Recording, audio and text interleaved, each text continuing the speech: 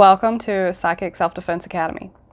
I read an article this morning talking about how much more alcohol people are drinking with the quarantine, and I thought I'd make another video about pendulum dowsing. That's something that's productive that people can do.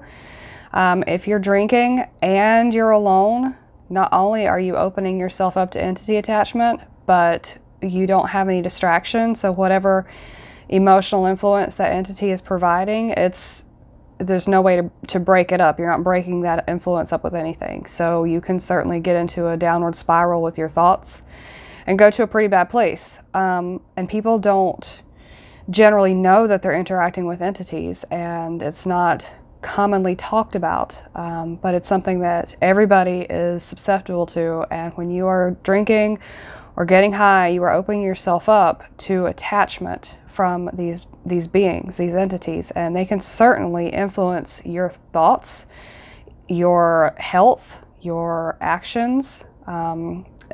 It's in some of the books on spirit attachment, it's said that suicide only happens when there is spirit entity influence. So that's something to think about. If you are drinking more than you normally would, you shouldn't drink a whole lot anyway, because it does make you a lot easier to attach to. But something that you can do instead of just kind of waiting for the quarantine to be over, you can be productive. So let's have another video on pendulum dowsing. I'm going to show you some pendulums. So first we'll talk about what kind of pendulum to get. If you haven't looked at my other video, we'll just kind of redo it. The chain, if you can see that. You can see it better now. The thin chains, they get knots in them, but I like the thin chains because the energetic impulse travels through them a lot more easily. So I like the thinner chains, but they do tangle, and that's actually fine. These, really pretty, right? But they break. The tip of them break off. And I've had a few that do this, which is fine. They still work. I still use it, but it's a really sharp tip. So if you have little kids and you leave your pendulum laying around, that's something to think about. And you don't have to have the ball on the end. It can just, I took the ball off because it had a huge knot tangle in it. So I took the ball off and got the tangle out. This one has the chunks in the middle that limits where you can actually hold the pendulum and how much freedom you have to use it. So I don't like the ones with the little hunk of crystals in the middle, but if it's a solid chain that's either just chain or just beads or just crystal chips, then that works just fine. This one is more of a teardrop shape, so it is probably not great for a starter just because it's not as heavy and it doesn't give you as clear of an answer. And then there are these. These are pretty inexpensive. And I have not had any of these break. The chain, I got this from Etsy. The chain hasn't tangled yet, which it doesn't matter, it's fine. And then there are metal ones. The metal ones are actually very heavy. So when you're choosing your pendulum, those are different options that they have. And then they have some that are decorated. There are some really beautiful pendulums, but they're probably not a good idea to start with if you haven't dowsed before. They're just not that practical. So when you're selecting your pendulum, it should be based on the weight of the pendulum. So like I was just saying, there are metal ones that you can get from Amazon for like $3. But they're so heavy, it takes a really long time for them to change directions when you're asking questions. And if you're getting yes and no questions, and you need for it to switch directions relatively easily. So the ones that I showed you are about the right weight, except the teardrop one. That one is a little bit lighter. So you don't want your pendulum too light. You definitely don't want it too heavy, because you'll get bored, you'll get tired of waiting, and you'll just kind of give up. But you should not give up. You should definitely stick to dowsing and learn how to do it, because it's a very empowering tool. So you can double check anything that I say or any one of your teachers tells you. Just go into the Akashic records and say, do I have access to truth? Is this accurate? Is this true for me? Because something that's true for one person doesn't necessarily make it true for another person. So while what one of your teachers is telling you is completely true for them, it may not resonate with you at all, and that's fine. We're all very, very unique. So everything doesn't have to be for every person. So when you're choosing your pendulum, it also doesn't matter what crystal you use. It's just a weighted string. That's it. If you feel more comfortable using one crystal over another, that's fine. It should be something that you like, obviously, enjoy working with. So let's see. The conversation that you're having with your pendulum, when you pick up your pendulum, it's going to be instinctive to say, show me a yes. That's what people generally know how to do with pendulums, and that may be the extent of how much some people know what to do with a pendulum. So it is divination. It does require practice, but it is a really amazing skill to have, especially for light workers, because that can give you a way to measure truth, a way to measure how light something is. So you would not want to pick up your pendulum and say, just show me a yes, because the pendulum isn't conscious. It's in your skill level. It's within your subconscious. So any weighted string that you pick up, you should expect for it to spin clockwise for yes. And in doing that, in that expectation, and in not allowing strange answers, not allowing it to spin elliptical for yes, you're training your subconscious. So what's happening when you ask a pendulum to show you a yes? You should ideally be asking your subconscious to show you the yes, right? Just to establish that, you do have the connection. And there's an impulse that's going to come from your higher self down through your arm, through the chain or the strand of beads or whatever it is, and it's going to swing the pendulum. So the pendulum's not answering you yes. Your subconscious is what's guiding this. So your subconscious needs to learn that clockwise means yes. And this way you can pick up any weighted string anywhere and douse with it. Okay, so it's a skill that you have to build up in your subconscious. So for a no, you would expect any weighted string that you pick up, any pendulum, to spin counterclockwise for no. And then if the answer is, rephrase a question, which is pretty likely, if the answer is if it's going to spin elliptical, it will be because you need to rephrase your question. So either for the rephrase is going to be an elliptical spin or just dangling there and not really spinning at all. And get really clear on your frame of reference for that, and don't allow any other answers, because you're training your subconscious. So your subconscious is, right now kind of like a monkey mind, right? It's not trained to give you yes and no answers like this. So that's going to be a large part of the battle when it comes to learning how to use the pendulum for divination. Programming the pendulum, you don't need to program it. It's not conscious. So you would, if you feel like you need to program it, then program it with truth, but I don't see where that's necessary.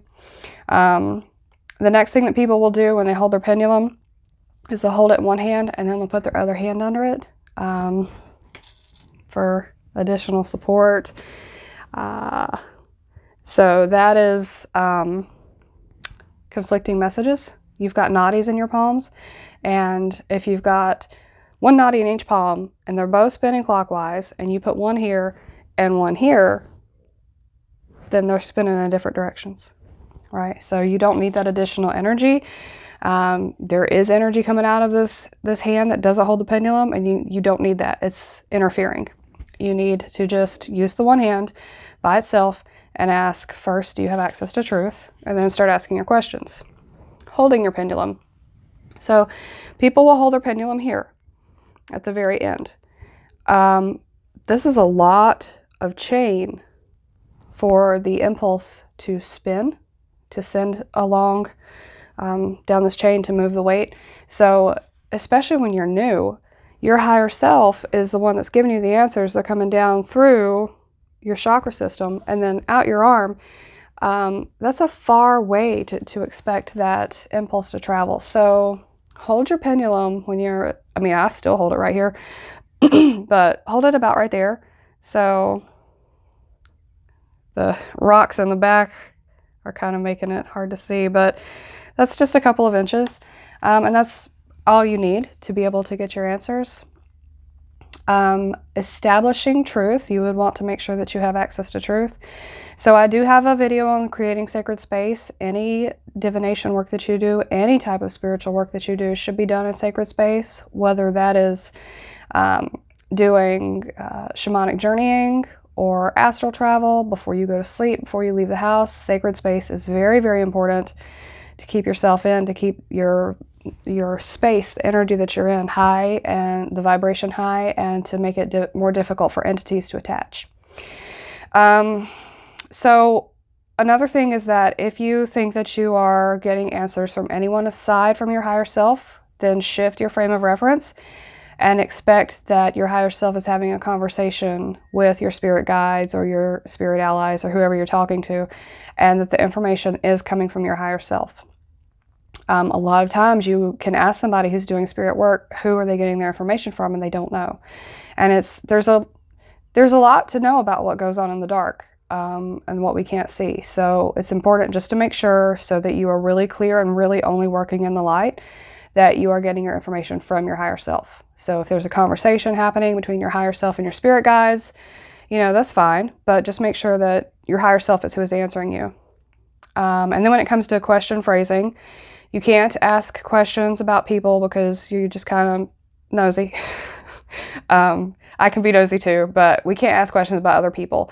So the work that you're doing, it is basically in the Akashic Records. So you would want to be really clear on how you're phrasing your questions, but you cannot ask questions about other people like your neighbors and stuff. If it's your child, you can ask questions about them, but for the most part, unless they explicitly give you permission, it's not even a matter of, the records just won't open. You just cannot get information about them. It's not something that you are allowed access to. There are no beings in the realm of the Akashic Records that are looking after them. The records themselves know when you have permission and when you don't, and when you can access that information, when you can't. So yes, be grateful that you can access that information, and do feel a sense of gratitude, but there are not beings there that you need to talk to or ask permission or anything like that. So you can just say, do I have access to truth? And the answer would be yes. And then you would want to say something like, well, we're all in quarantine now, so what would be a question somebody would ask during quarantine? I don't know, is my mom going to call me tonight? Well, you can't say that because that's a question about your mom, right? You could say, am I going to get any phone calls tonight? Then that would be more clear and more related to something about you. And when you do that, that information is coming from the Akashic Records. It's in the 5th dimension. So you can get information like that for the Akashic Records without really going into meditation. If you were going to go and actually go into your Akashic Record, then there are a lot of meditations on that. I'm not going to do that today, but you can find one of those. You'll go into the Akashic Records, and it's a little bit more ceremonial. If you're going to really do some deep spiritual work, like if you're working with your past lives and stuff like that, then yeah, you would be a little bit more ceremonial about it. But if you're just kind of asking random questions like, is my phone going to ring tonight? Is somebody going to call and check on me? Something like that. Or will I get invited to go for a walk at the park, 6 feet away from everybody else? You can ask stuff like that, and it doesn't have to be that ceremonial. But I do recommend sacred space, creating sacred space. If you say, do I have access to truth? And the answer is no, then you would want to call Archangel Raphael, Michael, Gabriel, Uriel, and Ariel to create a sacred space around you. And you'll imagine them actually coming to where you are and imagine them encircling you. And then you can start asking questions like, am I in sacred space now? Do I have access to truth now? Why don't I have access to truth? Is there an entity present? Is there more than one entity present? How do I get rid of them? Can I just ask to have them removed? Yeah, you can, and that's what you would do. You'd ask to have them removed, but then you would want to know why they came and what vibration it is that they are resonant with you. So then you can start working on where is that vibration present in your life. So if you said, do I have access to truth? And the answer is no. Then you call Raphael, Michael, Gabriel, Uriel, Ariel to create a sacred space around you. And then you say, do I have access to truth now? And the answer is yes. Then you would say, did I not have access to truth because I had an entity, because there's an entity in the house? And the answer is yes. How many? 1. Okay, I need you to remove it. Will you remove it? Yes. Okay. So is it gone? Yes, it's gone. And then you would say, so what resonant vibration do I have that allowed that entity to come and take vital force energy from me, to come into my home? And because if it's in your home, it's taking your vital force energy. It's influencing you. It's influencing your thoughts, your behaviors.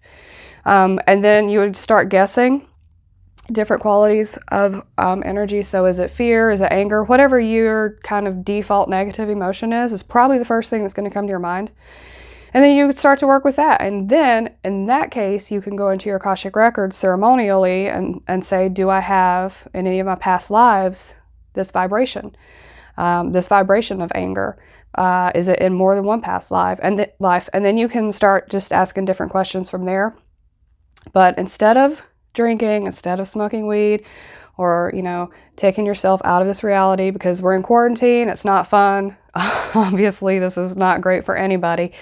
But don't numb yourself and don't open yourself up to entity attachment. So use your pendulum, get comfortable with that, do the chakra series.